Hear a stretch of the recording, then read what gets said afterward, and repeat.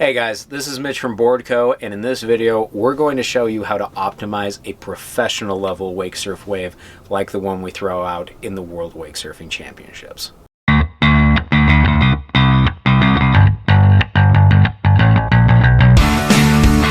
Hey everybody, we are today going to show you how we set up a professional level wake surf wave. There's two factors that we're going to talk about that we didn't talk about in the other videos that are used by advanced level riders and drivers to really fine tune and customize the surf wave. When we talk about customizing these professional level waves, we're not just talking about the shape of the wave or the length or the size. We're talking about adjusting and fine tuning things like the top of the lip of the wave. That for your average rider isn't going to make that big of a difference, but for guys that are doing spins or doing airs off the top and big tricks is going to make a really big difference.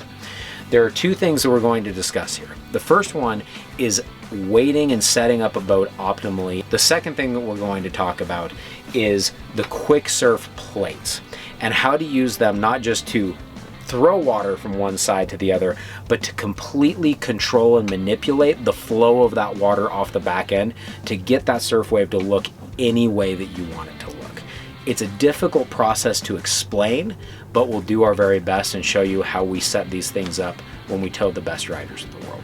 For 95% of the population, the stock ballast that comes in the Centurions is not just adequate, but is optimal and sometimes even more than most people really use. It's a great setup with, in this boat, over 5,000 pounds of factory ballast. With that being said, one of the things that makes Centurion boats unique is the hull design that we use and how it integrates with our surf system. With a lot of other boats on the market, they run a flat hull with this type of system that goes out to the side or has some sort of a grabbing mechanism to slow down or stop one side of the boat. It's a great system that works well, however, it does have a limitation. That limitation is that once water starts flowing over the top of that system, or that you have too much of it down the water and it doesn't create enough displacement, you end up with a surf wave that will start to break or wash out.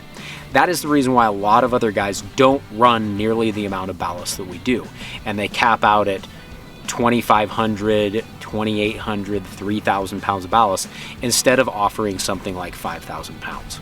With the way that our hull and surf system works, you can continue to add additional weight into this boat, and the surf wave does nothing but keep getting bigger and longer and more powerful. It's really unique to Centurion boats and not something that's available on other boats out there because the wave will start to crumble and break down. What that means is that you can not only run 5,000 pounds of ballast, but the true professional level riders are sometimes adding additional weight beyond that. You see that in other boats for wakeboarding, but for wake surfing it's pretty rare. In our boats, there's a couple ways if you wanted to add additional ballast that you can do so. The first one is you can have ballast that simply pumps in and pumps out with water, the way that our typical ballast systems run. The other way is by using what is called wake ballast, lead wake. There's a few different companies that do it, but it is steel weight you can run the boats. We currently have this boat set up with professional level ballast. So you see here in the back, we have these bags of steel weight that are 50 pounds a piece. They're nice because you can have them isolated into very specific areas. We have customers that use these in place of regular ballast, so if they want to maximize their storage space, or that you add in addition. If you're wanting to get a true professional level wave, it doesn't require much. And it's oftentimes a way to get an absolutely massive surf wave when you have just a few people in the boat. It's not uncommon for us to go out with 3 or 4 people, but we want to have a surf wave with all of the weight set up for a pro level wave, the way that we would have if we had 16 people in the boat. By adding that weight, you can put it. I'll talk a little bit about where you want to place that if you were to add it into the boat.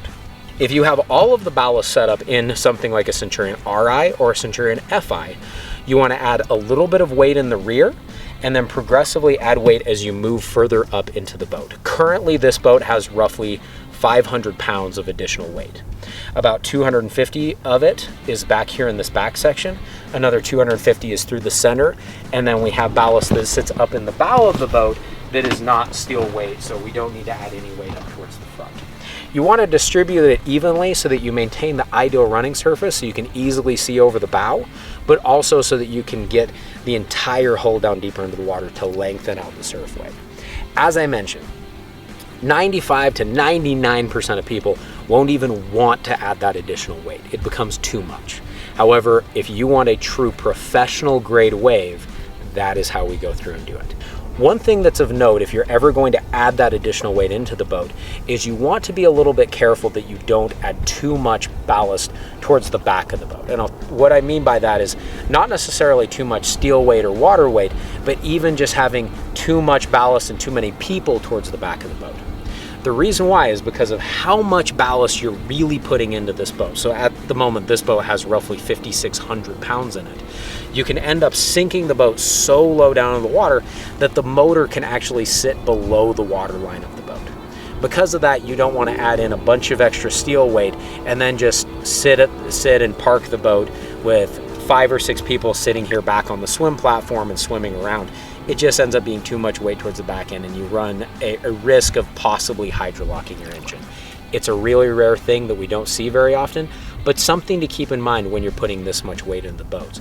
You typically don't see it on other boats that are out there because you typically never see any other boats with over 5,000 pounds of ballast in them.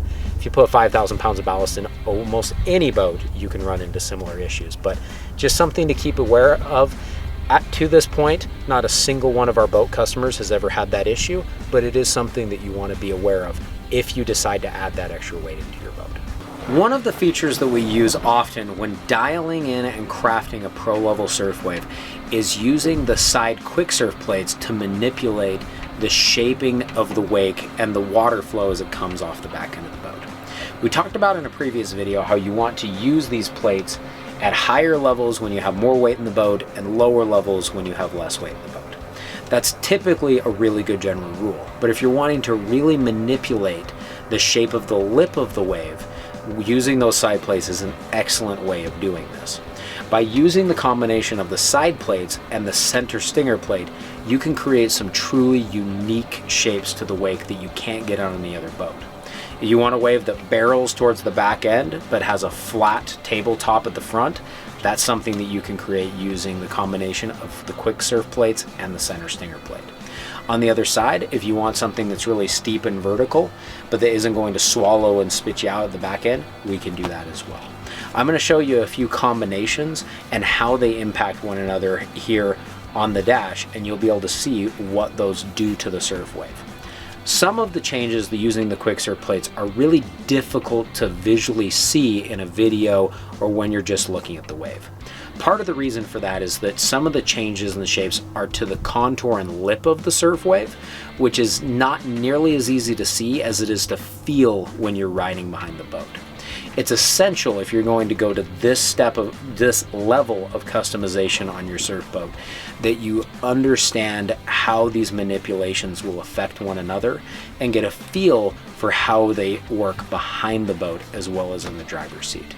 Once you understand all of these different variables, you're going to have an infinite level of options when dialing in the surf wave for you and your family. Alright, now as we get up and get going, you'll see I'm going to change over here to my surf screen. And you see we're going 11.2 miles an hour, and we've got the center plate and the Wakesurf plate here on the right side set to 70. This is going to be a nice middle setting for controlling the front and back of the wave. If I click edit on the Wakesurf tab and change it up to 90, you'll see it's going to mellow out the wave, particularly at the front of the face. So this is going to give it a more rounded lip shape as opposed to a steeper, aggressive lip. This is going to be ideal for spins and other tricks. I can also take the center plate down a bit, and this is going to steepen up the wave, but the lip shape is still going to remain a little bit rounded compared to a lower Wakesurf setting. If I drop the Wakesurf down to, let's say, 65 here, you see that our wave is going to get a bit steeper and more aggressive, but particularly the lip is going to get sharper towards the front of the wave.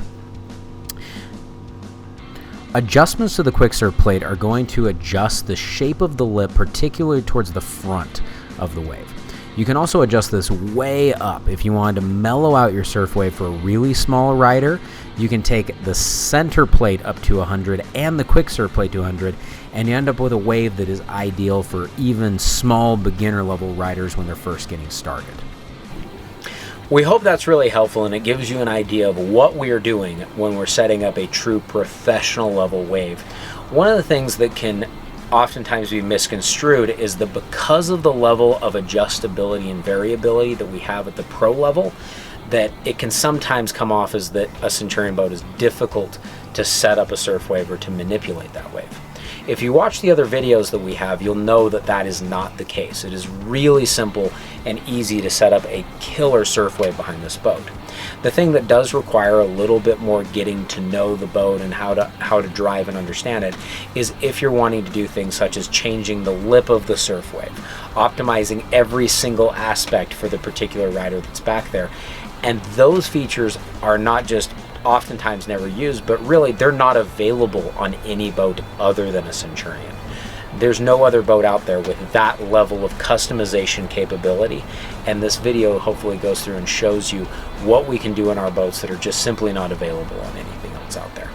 We hope that's helpful. If you have any questions, don't hesitate to reach out to us. We're happy to help and give you all the info that we can. Also check out our other videos about dialing in the surf wave, as well as all the other aspects of the boat, and hopefully those will be really helpful for you as well. Thanks a lot, and we'll talk to you later.